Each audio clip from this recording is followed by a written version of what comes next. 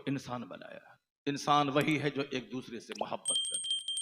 आदमी की परिभाषा यही है, मोहब्बत करना। आदमी की परिभाषा है दूसरों के काम आना। मोबाइल मत चलाइए, ला हौल वला कुव्वता इल्ला बिल्लाह। इसीलिए तो मैं बार बार कहता हूं, अकल अकल अगर आपके पास है तो मस्जिद में मोबाइल चला रहा है, स्टेज पे बैठ के मोबाइल चला रहा है, मजमे में मोबाइल तो दिन रात चलाता ही रहता है यार। कम से कम इस जलसे का ख्याल तो करो कि अल्लाह रसूल के जिक्र की महफिल है। मस्जिद का ख्याल तो करो, कम से कम ये मस्जिद अल्लाह का घर है।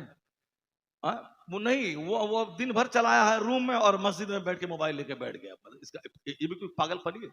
एक पीर साहब को बोला उधर कलकत्ता इलाके में, बहुत बड़ा पीर साहब, वो पीर साहब दिन भर मोबाइल चलेगा कमरे में, और कुर्सी पर जब बैठा शायर नात पढ़ रहा है, खतीब तकरीर कर रहा है, वो मोबाइल चला रहा है। घर में मोबाइल चला है कमरे में, और स्टेज पर बैठ के हजारों पब्लिक के सामने मोबाइल चला रहा है। जरा वो नात पढ़ रहा है, निखार निजामत कर रहा है, वो तकरीर कर रहा है, कोई मतलब है, मोबाइल चला रहा है। पब्लिक के दिमाग में क्या मैसेज आएगा? पीर साहब मोबाइल चालक बन गए, ये मोबाइल चला रहे हैं। आपने कभी ताजुद शरिया मोबाइल चलाते हुए देखा स्टेज पर? जितने उलमा कराम किसके कभी नहीं देखा होगा। ताजुद शरिया उस पीर का नाम है जिस पीर अभी, हाँ, एक पीर साहब की तो मोबाइल चालक तो मिलेगा, और एक दूसरा गुटखा खोर पीर साहब बहुत मिलेगा। वो जब भी देखो गुटखा खा, जब भी देखो सिगरेट पे पिया फेंका पिया फेंका पिया फेंका। और मुरीद बोलता हजरत को हमारे सिगरेट बहुत पसंद है और तोहफा में सिगरेट ला के दे रहा है। पहले जमाने में पीर साहब को लोग तस्बीह ला के देते थे, जायनमाज ला के देते थे। मेरे पीर को जायनमाज बहुत पसंद है। पीर साहब खुश हो गया। न तस्बीह, न मुसल्ला, न कुरान, न किताब, कुछ नहीं। पहले तो महबूब तरीन किताब गिफ्ट में लोग देते थे हुजूर को, हजरत हमारे पढ़ेंगे, हजरत को ये किताब पसंद है, तसव्वुफ की किताब पसंद है। गुटका गुटका तो वो पीर गुटका खाने वाला। एक पीर इन गुटका खोरों के बीच में था जिसे दुनिया अख्तर रजा खां अजहरी ताजुद शरिया कहती है। जब भी देखा मुसल्ले पे देखा, जब भी देखा तिलावत करता देखा, जब भी देखा मुफ्तियों की झुरमुट में देखा, जब भी देखा दर्स बुखारी करता देखा, जब भी देखा अमरे बिल मारूफ करता देखा।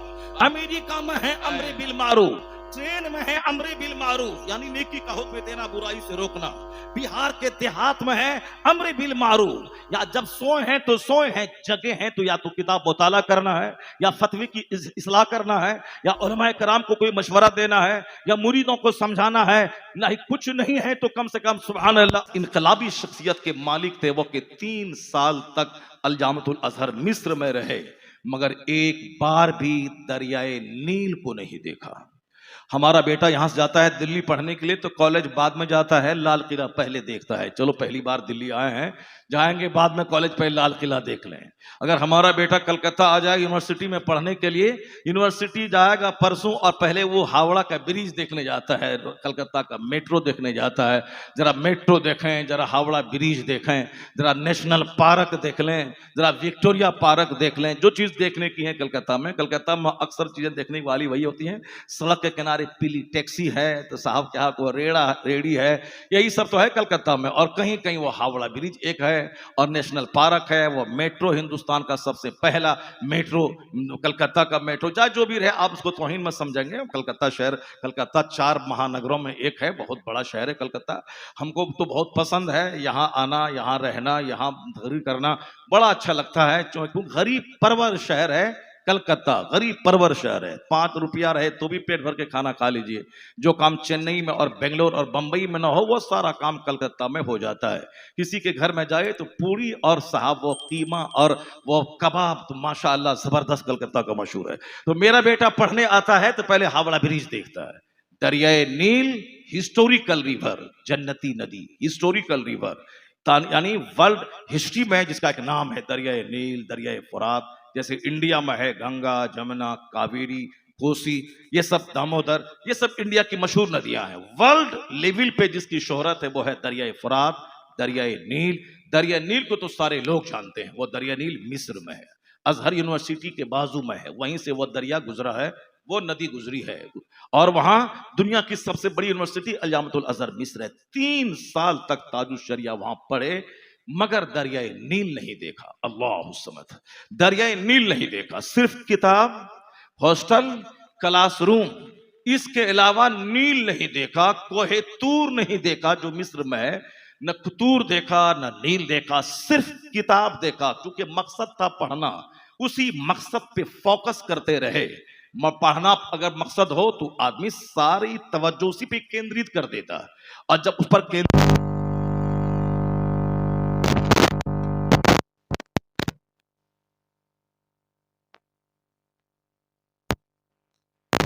हट के तो दिमाग में तो 1 लाख बातें आती हैं। जैसे हमारा मकसद हयात है अल्लाह की इबादत करना। अब इबादत से बंदा हट गया तो बच्चे के लिए रो रहा है, मकान के लिए रो रहा है, कर्ज अदा करने के लिए रो रहा है, अच्छा खाने पीने के लिए रो रहा है। अल्लाह के लिए कभी नहीं रोया, जन्नत के लिए कभी नहीं रोया, अब मकान के लिए रो रहा है। तो चलो मकसद से हटा तो अब बेशुमार फालतू चीजों के लिए रो रहा है। और ये कुदरत का कानून है, जो जन्नत के लिए रोएगा वह दुनिया के मकान के लिए नहीं रोएगा, और जो जन्नत के लिए नहीं रोएगा उसको तो अपने मकान अपनी दुकान के लिए रोना पड़ेगा। तो आज रो रहे हैं लोग दुनिया के लिए, पैसे के लिए, कारोबार के लिए रो रहे हैं। जन्नत के लिए जो नहीं रोएगा उसको दुनिया के 2 पैसे के लिए रोना पड़ेगा। मकसद पर अगर फोकस करे बंदा, बेशुमार वसवसात से, सयाह ख्यालात से बंदा बच जाएगा। ना डिप्रेशन का मरीज होगा, न वह पागल होगा, न जहर खा के मरेगा, न बिल्डिंग से कूद के मरेगा। चूंकि पैसा नहीं मिला कूद गया, लड़की नहीं मिली जहर खा के मर गया, मकान नहीं बना पाया 10 साल में कलकत्ता में तो सुसाइड कर लिया। यही मकान, यही दुकान, यही बीवी, यही बच्चा। तो जो जन्नत पर ध्यान केंद्रित नहीं करेगा, अल्लाह की मार्फत का नूर हासिल नहीं करेगा, मकसद हयात है इबादत करना, ये नहीं करेगा तो उसको बीवी के लिए, दामाद के लिए, बच्चों के लिए रोना पड़ेगा। मकसद पर फोकस करने से बेशुमार टेंशन से बंदा बच जाता है। मकसद है तालीम, इल्म हासिल करने के अलावा कुछ नहीं। उसके वक्त नौकरी करेंगे, बात पढ़ने लिखने के बाद में सोचा जाएगा, अभी सिर्फ और सिर्फ पढ़ना है। 1 लाख में 2-3 बच्चे होते हैं जो अरबी जबान फर्राटे से 24 घंटे बोलें, जो दीनियात की सारी किताबों का मुताला कर लें, सारे प्रॉब्लम्स का सॉल्यूशन उसको आ जाए। वरना किसी में एक फन है, दूसरा फन कमजोर है, ये है तो वो नहीं है।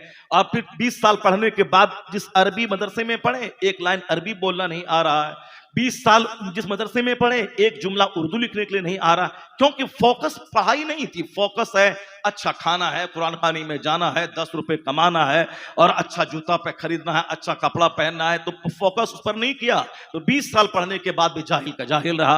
अब वह फित्न और फसाद की बातें करेगा, अब वह दूसरों के पीछे पड़ा रहेगा।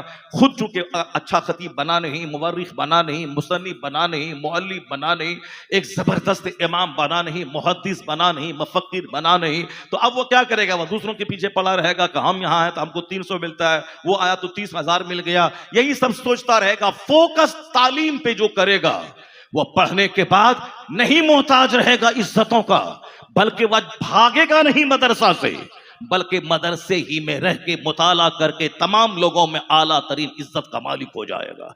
यानी जो फोकस तालीब इल्मी के जमाने में किताब पे करेगा। ताजुल शरिया हिंदुस्तान से मिस्र गए, दरियाए नील नहीं देखा, मिस्र के गार्डन को नहीं देखा, वहां फिरौन की डेड बॉडी है, वहां के मुर्दा अजायब घर में, म्यूजियम में, उसको देखने नहीं गए कि जा देखें फिरौन की डेड बॉडी कैसी है। सारा फोकस किताब पे, दरसगाह पे, मदरसे पे। नतीजा क्या निकला? 3 साल के बाद जब रिजल्ट आउट हुआ तो सिर्फ अरब नहीं, अरबों अजम के लाखों बच्चों में मकाम इम्तियाज अगर किसी ने हासिल किया तो ताजुल शरिया की जाते के नाम पे, यानी प्लेस ऑफ डिस्टिंक्शन, मकामी इम्तियाज हासिल किया सरकार ताजुल शरिया ने। यह है इल्मी इनकलाबी शख्सियत का कारनामा। कोई गुटखा लेके बैठा है, कोई सिगरेट लेके बैठा है, कोई झाम लेके बैठा है, कोई काला बाबा बना हुआ है, कोई पीला बाबा बना हुआ है, कोई लाल बाबा बना हुआ है। लाल बाबा बनना, काला बाबा बनना, पीला बनना, ये तो आसान है। जैसे मैं काला बाबा बना हुआ हूँ, काला कपड़ा मिलता है दुकान में, काला कपड़ा खरीदा, काली लुंगी, काला जुब्बा, काली पगड़ी, काली टोपी, काला बाबा। लाल बाबा जैसे हमारे मौलाना साहब लाल तौलिया रखे हुए हैं, लाल तौलिया, लाल जुब्बा, लाल पगड़ी, लाल पट्टी, लाल बाबा हो गए। अब हरी लुंगी, हरा कुर्ता, हरी पगड़ी, हरा तौलिया, हरा बाबा, ये तो बहुत आसान है, लेकिन अल्लाह वाला बनना बहुत मुश्किल काम है। गौसे आजम 25 साल पढ़े, 25 साल दरिया में रह के दरख्त के पत्तों को खाकर अल्लाह की मार्फत का नूर हासिल किया, तब 50 साल के बाद जलवत में आए, मस्जिद में आए तो मस्जिद को मालामाल कर दिया, मदरसे में आए तो मुर्दा मदरसे को जिंदगी अता कर दी, और जब दरसो तदरीस वाज नसीहत पे आए तो 70,000 अवाम को खिताब करने वाला दुनिया का सबसे बड़ा मुकर्रिर बन गए। यहां तक कि 400 उलमा बैठ के रहे तकरीर लिखने वाले, और कई कई लाश आपकी मजलिसों से उठती थी। ये सारा काम कब हुआ? 25 साल पढ़े, 25 साल गढ़े, जाके जंगल में दरख्त के पत्तों को खाकर, तब वो जिंदगी बख्श दी आपने इस्लाम को। फरमाते हैं गौसे आजम के एक बार मैं बाहर से बगदाद आ रहा था, रास्ते में देखा एक शख्स नीम मुर्दा पड़ा है। वो उसने मुझको कहा अब्दुल कादिर मुझे उठाओ। मैंने हाथ पकड़ा, वो खड़ा हो गया, और जब खड़ा हुआ तो चेहरे पे गोश्त भर गया, बदन में तवानाई आ गई, चुस्त और दुरुस्त हो गया। कहा उस आदमी ने पहचाना अब्दुल कादिर के मैं कौन हूं? कहा नहीं। कहा मैं तेरे नाना का दीन इस्लाम हूं, लोगों ने मुझे मुर्दा बना दिया था, अब्दुल कादिर तुमने मेरा बाजू थाम के मुझे जिंदगी अता कर दी, तूने जिंदा कर दिया। कहते हैं गौसे पाक के जब मैं बगदाद की जामा मस्जिद में पहुंचा, पहली बार मैंने देखा कि लोग दो सफ में खड़े होकर कहते हैं अस्सलामु अलैका या मुहय्यद्दीन, ए दीन के जिंदा करने वाले आपको सलाम। कहते मेरा नाम तो अब्दुल कादिर था, मगर पहली बार मैंने मुहिउद्दीन लोगों की जबान से सुना।